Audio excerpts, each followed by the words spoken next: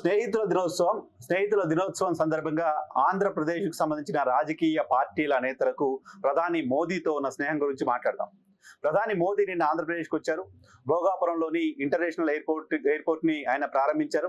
ఈ సందర్భంగా కూటమిలోని రెండు ప్రధాన రాజకీయ పార్టీలకు సంబంధించిన తెలుగుదేశం, జనసేన పార్టీల నేతలు ఆయన్ని పొగడ్తలతో ముంచెత్తారు. మోదీ ఈ దేశానికి ఒక వరం లాంటి మాటలు వాళ్ళ దగ్గర నుంచి రావడం చూసాం. మోదీని వేరెవరో మాటలు అంటుంటే తన కంట్లో నుంచి నీళ్లు వస్తున్నాయంటూ పవన్ కళ్యాణ్ మాట్లాడడం చూసాం.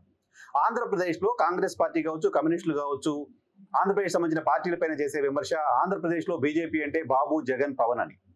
బాబుకి, జగన్ కి, పవన్ కి మోదీతో ఉన్న స్నేహం గురించి చర్చిద్దాం. చంద్రబాబు నాయుడు, జనసేన, భారతీయ జనతా పార్టీ కలిసి ప్రస్తుతం కూటమిగా ఉన్నారు. ఆంధ్రప్రదేశ్లో ప్రతిపక్ష పార్టీగా ఉన్న వైఎస్ఆర్ కాంగ్రెస్ పార్టీ భారతీయ జనతా పార్టీతో సేమ్ లైజన్ మెయింటైన్ చేస్తుంది లాంటి ఇంప్రెషన్ ఉంది. భారతీయ జనతా పార్టీతో వైఎస్ఆర్ కాంగ్రెస్ పార్టీ తన 12 ఏళ్ల కెరీర్లో ఎప్పుడు పొత్తు పెట్టుకోలేదు. కానీ భారతీయ జనతా పార్టీతో ఎప్పుడు శత్రుత్వం కూడా మెయింటైన్ చేయలేదు. సీరియస్ ఎనిమిటీ లేదు భారతీయ జనతా పార్టీతో వైఎస్ఆర్ కాంగ్రెస్ పార్టీకి. 2014లో టీడీపీ, బీజేపీ కలిసి పోటీ చేసిన సందర్భంగా కావచ్చు, 2019లో అసెంబ్లీ పార్లమెంట్ ఎన్నికల సందర్భంగా కావచ్చు, 2024లో జరిగిన ఎన్నికల సందర్భంగా కావచ్చు, టీడీపీ పైన, జనసేన పైన విమర్శలు చేసిన స్థాయిలో వైఎస్ఆర్ కాంగ్రెస్ పార్టీ భారతీయ జనతా పార్టీ పైన విమర్శలు చేయలేదు. భారతీయ జనతా పార్టీని తమ ప్రధానమైన శత్రువుగా వైఎస్ఆర్ కాంగ్రెస్ పార్టీ ఎప్పుడూ చూడలేదు. ప్రధాని మోదీ పట్ల సానుకూల ధోరణితోటే ఉంటూ వచ్చింది. 2014లోనూ టీడీపీ పైన విమర్శలు చేసింది. భారతీయ జనతా పార్టీని, మోదీని పెద్దగా టార్గెట్ చేయాల.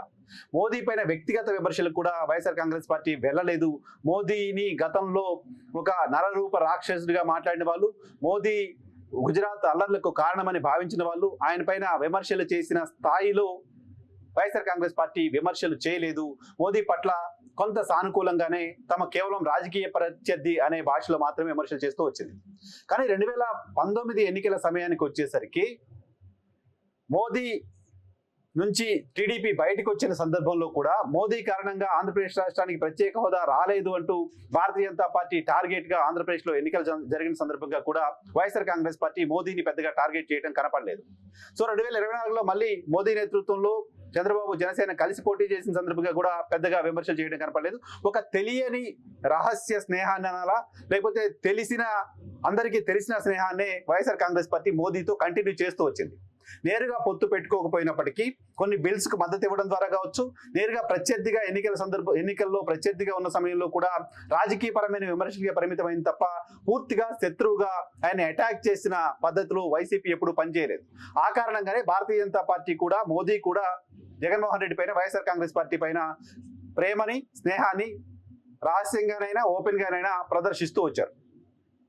మోదీ జగన్ స్నేహం అది సుదీర్ఘకాలం కంటిన్యూ అవుతూ వస్తుంది. రాజకీయ పరమైన విభేదాలతో మాత్రమే ఉంటుంది తప్ప వ్యక్తిగత విభేదాల జోలికి వెళ్లకుండా కార్డియల్ గా ఇద్దరు ఒకరినొకరు రెస్పెక్ట్ చేసుకుంటూ స్నేహం చేస్తూ వస్తున్నారు. సో ఆయన ఆంధ్రప్రదేశ్లో ఎన్డీఏ సర్కార్ ఉన్నప్పటికీ, కేంద్రంలో ఎన్డీఏ సర్కార్ ఉన్నప్పటికీ తెలుగుదేశం పార్టీ పైన వైసీపీ విమర్శలు చేస్తుంది తప్ప మోదీ జోలికి వెళ్ళలేదు. ఈవెన్ మోదీ కూడా ఆంధ్రప్రదేశ్లో జగన్మోహన్ రెడ్డి తమ ప్రత్యర్థి అయినప్పటికీ జగన్మోహన్ రెడ్డి పైన వ్యక్తిగత దాడో, జగన్మోహన్ రెడ్డి పైన సీరియస్ పొలిటికల్ అలిగేషన్స్ చేయడానికి పెద్దగా ముందుకు రాలేదు మోదీ. సో ఈ రకమైన స్నేహం అటు మోదీ, ఇటు జగన్మోహన్ రెడ్డి మధ్య నడుస్తూ వస్తుంది. ఇక చంద్రబాబు, పవన్ కళ్యాణ్, మోదీ మధ్య స్నేహం గురించి మాట్లాడితే, పవన్ కళ్యాణ్, చంద్రబాబు, మోదీ కలిసి 2014 ఎన్నికల్లో పోటీ చేశారు. ఆ మూడు పార్టీలు ఆంధ్రప్రదేశ్లో ఎన్నికల్లో ముగిసిన తర్వాత అధికారంలోకి వచ్చాయి. 2019కి వచ్చేసరికి జనసేన, తెలుగుదేశం పార్టీ విడిపోయాయి. జనసేన, తెలుగుదేశం పార్టీ విడిపోయి మోదీని టార్గెట్ చేశాయి. మోడీని తిట్టడమే ఎజెండాగా 2019 ఎన్నికలు నిర్వహించాయి. 2019 ఎన్నికల సందర్భంగా మోదీకి వ్యతిరేకంగా ఆంధ్రప్రదేశ్లో టీడీపీ, జనసేన చేసినంత క్యాంపెయిన్ మొత్తం మోడీ రాజకీయ జీవితంలో ఎప్పుడు ఆ స్థాయి విమర్శల్ని ఎక్కడ ఎదుర్కొని ఉండరు.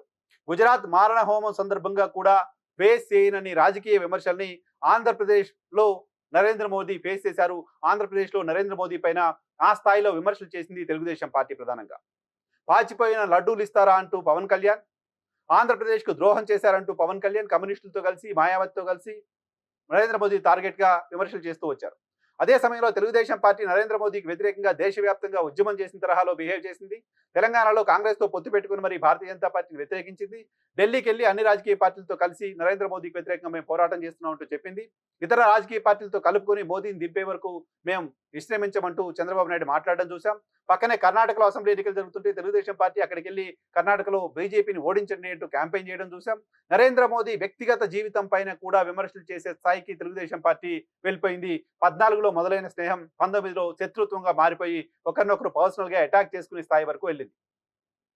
కేవలం తెలుగుదేశం పార్టీ మాత్రమే కాదు, కేవలం జనసేన పార్టీ మాత్రమే కాదు, అటు నరేంద్ర మోదీ కూడా వాళ్ళపైన అదే స్థాయిలో విమర్శలు చేశారు. పవన్ కళ్యాణ్ పైన పెద్దగా ఆయన విమర్శలు చేయకపోయినప్పటికీ తెలుగుదేశం పార్టీ పైన, తెలుగుదేశం పార్టీ అధినేత పైన, తెలుగుదేశం పార్టీ అధినేత తనయుడి పైన నరేంద్ర మోదీ కామెంట్స్ చేయడం చూసాం. ఏటీఎం లాగా మార్చారు పోలవరం అని కావచ్చు, చంద్రబాబు నాయుడికి సన్ స్ట్రోక్ కలిగిందని కావచ్చు, వైసీపీ ట్రాప్ లో టీడీపీ పడిపోయిందని కావచ్చు, ఇటువంటి విమర్శలు, ఇటువంటి వ్యంగ్యాస్త్రాలని నరేంద్ర మోదీ చంద్రబాబు పైన వేయడం చూసాం.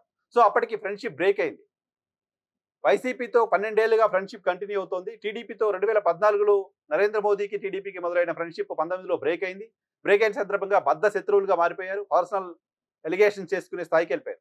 ఆ తర్వాత 2024 ఎన్నికల సమయానికి మళ్ళీ కలవాల్సిన పరిస్థితులు ఏర్పడ్డాయి. మళ్ళీ స్నేహం మొదలైంది.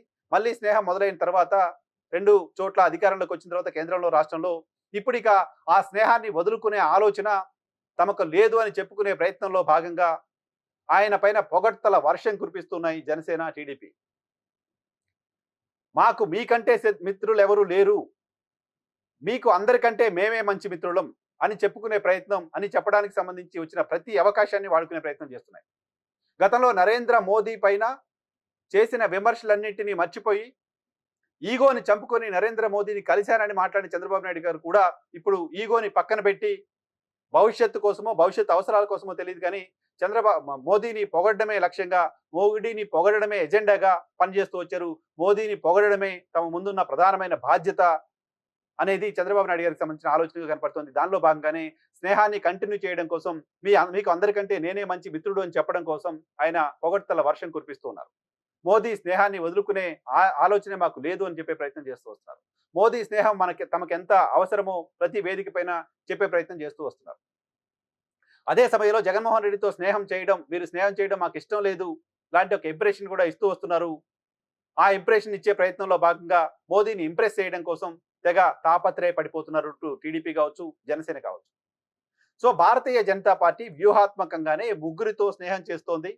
ఈ ముగ్గురిని తమ స్నేహితులుగానే భావిస్తోంది. ఒక సమయంలో ఒకరు ఎక్కువ, ఒక సమయంలో ఒకరు తక్కువ అన్నట్లుగా బిహేవ్ చేస్తూ వస్తోంది. సో ఆంధ్రప్రదేశ్లో మిగతా రాజకీయ పార్టీలు చెప్పిన మాట అక్షరాల నిజమనే విషయాన్ని ఈ 3 పార్టీలు నిరూపిస్తున్నాయి. ఆ 3 పార్టీలు బాబు, జగన్, పవన్ అనే విషయాన్ని నిరూపించుకోవడానికి ఎప్పటికప్పుడు తాపత్రయపడుతూ ఉన్నాయి. ఆ తాపత్రయమే పొగడ్తల రూపంలో నిన్నటి మోదీ సభలో కూడా కనిపించింది. సో ఫ్రెండ్షిప్ డే సందర్భంగా ఎవరికి ఎటువంటి అంబిగ్యూటీ అవసరం లేదు. ప్రధాని నరేంద్ర మోదీకి దేశంలో అత్యంత బలమైన మిత్రులున్న రాష్ట్రం ఆంధ్రప్రదేశ్. ఆంధ్రప్రదేశ్లోని ప్రతిపక్షం, అధికార పక్షం రెండూ కూడా ప్రధాని మోదీకి మేము మిత్రులమని చెప్పుకోవడం కోసం ప్రతి క్షణాన్ని, ప్రతి అవకాశాన్ని వినియోగించుకుంటూనే వస్తున్నాయి.